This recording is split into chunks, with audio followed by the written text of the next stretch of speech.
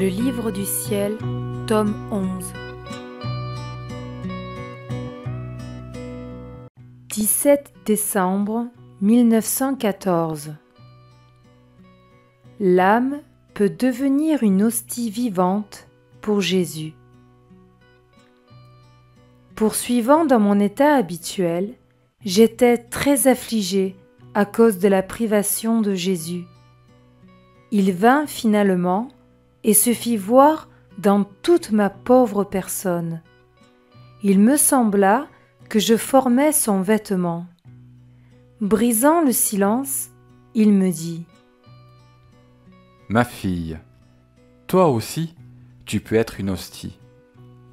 Dans le sacrement de l'Eucharistie, l'accident du pain constitue mon vêtement et la vie qui se trouve dans l'hostie est constituée de mon corps, mon sang et ma divinité. C'est par ma volonté suprême que cette vie existe. Ma volonté assume l'amour, la réparation, l'immolation et tout ce qui se trouve dans l'Eucharistie.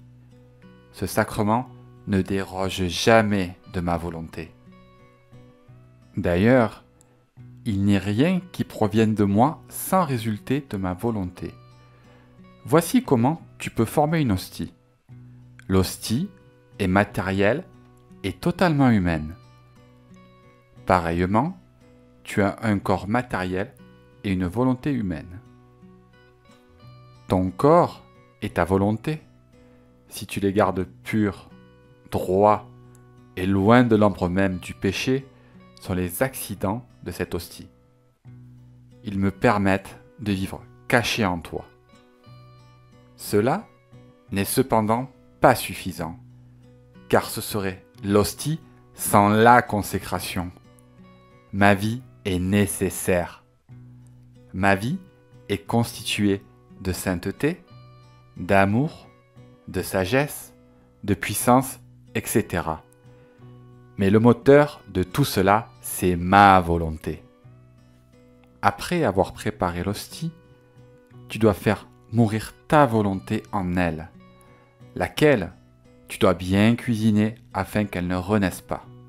Ensuite, tu dois laisser ma volonté pénétrer tout ton être. Ma volonté, qui contient toute ma vie, fera la vraie et parfaite consécration.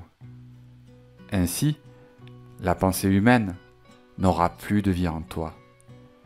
Il n'y aura que la pensée de ma volonté. Cette consécration mettra ma sagesse dans ton esprit.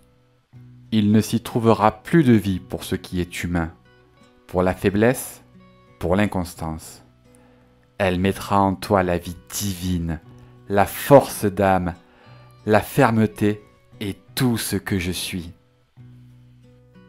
Ainsi, chaque fois que tu laisseras ta volonté, tes désirs, tout ce que tu es et tout ce que tu dois faire couler dans ma volonté, je renouvellerai ta consécration et je continuerai à vivre en toi comme dans une hostie vivante, pas une hostie morte comme les hosties où je ne suis pas. Et ce n'est pas tout. Dans les hosties qui sont dans les ciboires, dans les tabernacles, tout est mort, muet. Il ne s'y trouve pas la sensibilité d'un battement de cœur, d'un élan d'amour. Si ce n'était du fait que j'y attends les cœurs pour me donner à eux, j'y serais très malheureux. Mon amour serait frustré. Ma vie sacramentelle serait sans but. Si je tolère cela dans les tabernacles, je ne le tolère pas chez les hosties vivantes. La vie a besoin de nourriture.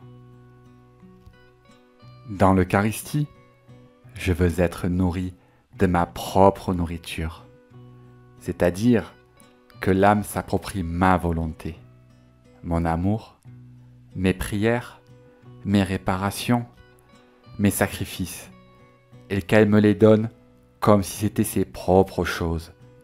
Je m'en nourrirai. L'âme s'unira à moi tendant l'oreille pour entendre ce que je fais et pour agir avec moi. En répétant ainsi mes propres actions, elle me donnera sa nourriture et je serai heureux. C'est uniquement dans ces hosties vivantes que je trouverai compensation pour ma solitude, ma grande faim et pour tout ce que je souffre dans les tabernacles.